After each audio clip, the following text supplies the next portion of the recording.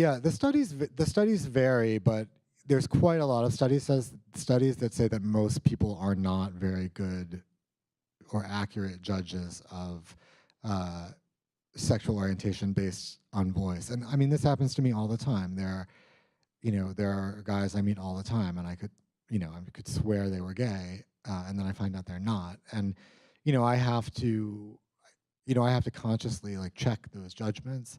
Um, and I did purposefully give the film a provocative title because I wanted to trigger people's, kind of reflex prejudices and make them realize, like, oh, wait, that is a thing that I think about some people sometimes, and why do I think it, and does it make sense to think it?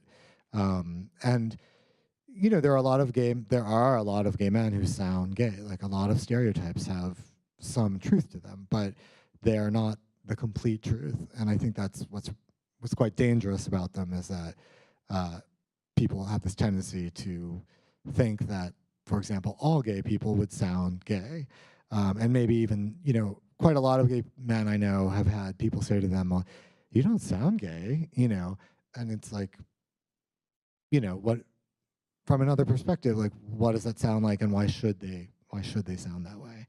For me, this is the big revelation of the film, which was maybe a little bit hard to put across, was just that, like, my voice is not some identity that I'm creating that comes out of my decision, like I'm going to be this kind of guy. My voice is actually in my body and is individual because of my actual physical self, and shouldn't be subject to kind of a judgment and kind of inhuman judgment, or like a prejudicial judgment any more than any other part of me should be.